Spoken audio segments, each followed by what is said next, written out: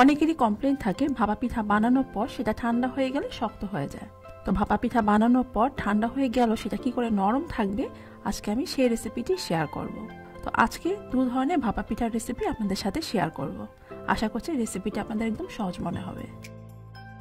সবার প্রথমে আমি একটা পাত্রের মধ্যে মার্কেটের কেনা চালের গুঁড়া নিয়ে নিচ্ছি 1 কাপ পরিমাণ, আর সেই সাথে এর মধ্যে হাফ চা চামচ লবণ দিয়ে তারপর এটাকে মিক্স করে নিচ্ছি।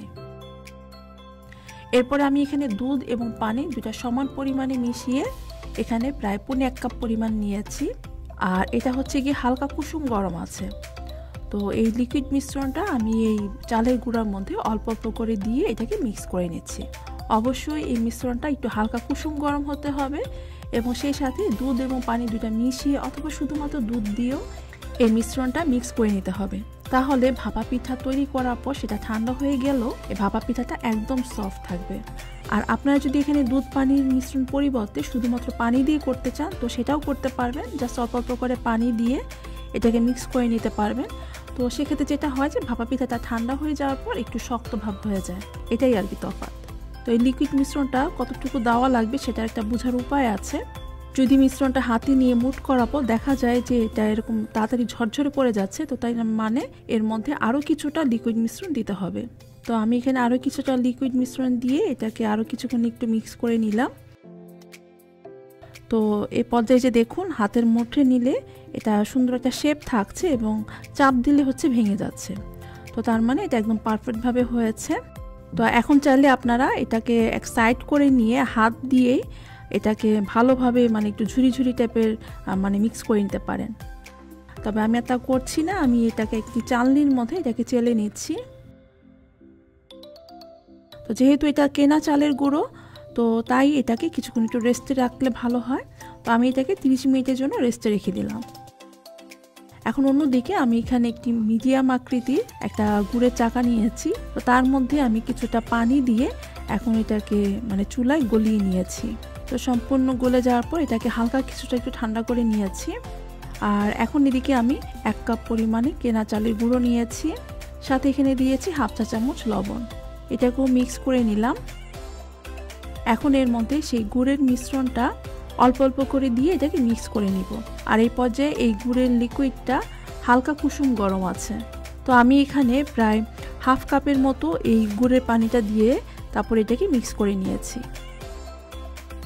এটাও সেম হাতের মুঠে নিলে চাপ দিলে যখন দেখা যাবে যে এটা একটা শেপ হয়ে আছে তো তার মানে এটা পারফেক্টভাবে হয়েছে। তো এই পর্যায়ে আমি এটাকে চালনির সাহায্যে পুরোপুরি চেলে নিচ্ছি। সম্পূর্ণটা চেলে নিয়ে তারপর আমি এটাকে ঢেকে রেখে দিচ্ছি 30 মিনিটের জন্য।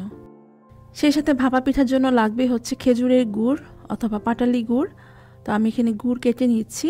আরও লাগবে হচ্ছে নারিকেল। আর আমি এখানে কিছুটা ছোট সাইজের পরিষ্কার কাপড় কেটে নিয়েছি, এগুলো পাতলা সুতি কাপড়। তো এই কাপড়গুলোকে পানিতে ভিজিয়ে একদম ভালোভাবে চিপে নিতে হবে। প্রতিবার পিঠা বানানোর পর এটাকে ধুয়ে ভালোভাবে চিপে নিতে হবে, তাহলে আর মানে কাপড়ের গায়ে পিঠাটা লেগে থাকবে না।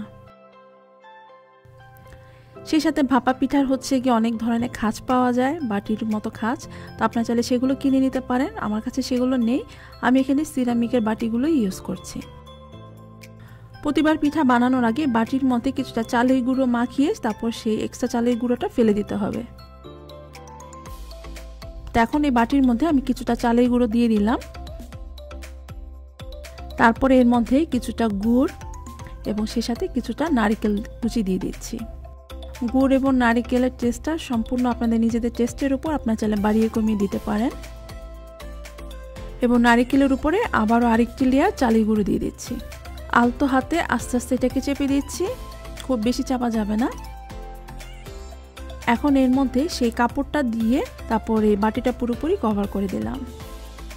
আজকের পিঠাগুলো আমি একটি স্ট্যান্ডারের মধ্যে আর কি তৈরি করব। ভাপা পিঠা বানানোর জন্য যে একদম স্পেশাল পাতিল লাগবে আসলে এরকম কিছু না। এরকম স্ট্যান্ডারের মধ্যে পিঠার এই বাটিটা রেখে বাটিটার মধ্যে 2টা টোকা দিয়ে তারপর হচ্ছে কি বাটিটা উঠিয়ে ফেলতে হবে। তারপরে কাপড়টা চারপাশ থেকে বন্ধ করে তারপরে স্ট্যান্ডারটা ধরে নিয়ে আমি বসিয়ে দিয়েছি গরম পানির পাত্রের মধ্যে। এখানে দেখতেই পাচ্ছেন স্ট্যান্ডারটা যতটুকু সাইজের ঠিক ততটুকু সাইজের আমি একটি সসপ্যান নিয়েছি এবং তার মধ্যে এটাকে বসিয়ে দিয়েছি। আপনারা যদি ছোট সাইজের স্ট্যানার নিয়ে থাকেন তো সেক্ষেত্রে আরও ছোট পাত্র নিতে হবে, তো সেটা বুঝে আর কি আপনারা ইউজ করবেন। তো এখন এটাকে ঢেকে দিচ্ছি আমি 1 থেকে 2 মিনিটের জন্য। যেহেতু পানি অনেক বেশি গরম, একদম বলক আসছে, তো এই পর্যায়ে পিঠাটা হতে খুব বেশিক্ষণ সময় লাগবে না, 1 থেকে 2 মিনিটের মধ্যে এক একটি পিঠা তৈরি হয়ে যাবে। তো এই যে দেখুন পিঠাটা কিন্তু হয়ে গিয়েছে। তো আমি এটাকে নামিয়ে নিয়েছি, আর এইভাবে করে উঠিয়ে নিলে এই যে দেখুন কাপড়ের মধ্যে কিন্তু একটু পিঠা লেগে থাকবে না এবং পিঠাও ভাঙবে না। সেম একই উপায়ে আমি গুড় দিয়ে যে চালের গুঁড়াটা রেডি করে রেখেছিলাম, তো সেই গুড়ের চালের মিশ্রণটা আমি বাটির মধ্যে দিয়ে দিলাম এবং এটার মধ্যেও আমি কিছুটা গুড় এবং নারিকেল দিয়ে সেম একই উপায়ে এই পিঠাটা তৈরি করে নিচ্ছি। গুড়ের এই চালের মিশ্রণটা দিয়ে অনেকভাবে পিঠা তৈরি করা যায়, মানে এটার মধ্যে তো অলরেডি গুড় দেওয়াই আছে, তো শুধুমাত্র চাইলেই উপরে কিছুটা নারিকেল দিয়েও এই পিঠাটা তৈরি করা যায়।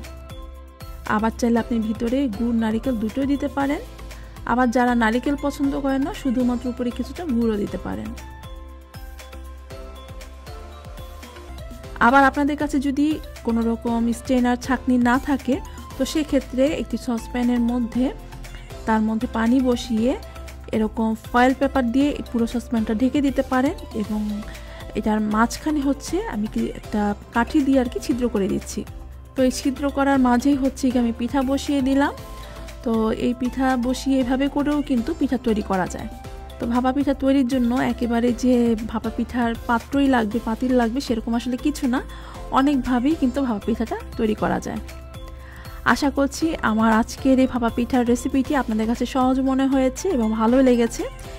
আমার রেসিপিটি ভালো লেগে থাকলে প্লিজ লাইক শেয়ার করে আমাকে সাপোর্ট করবেন, আর সেই সাথে আমার ফেসবুক পেজে একটি লাইক দিয়ে দিবেন। তো আজকের মতো তাহলে বিদায় নিচ্ছি, সবাই খুব ভালো থাকবেন এবং আমার জন্য দোয়া করবেন। আল্লাহ হাফেজ।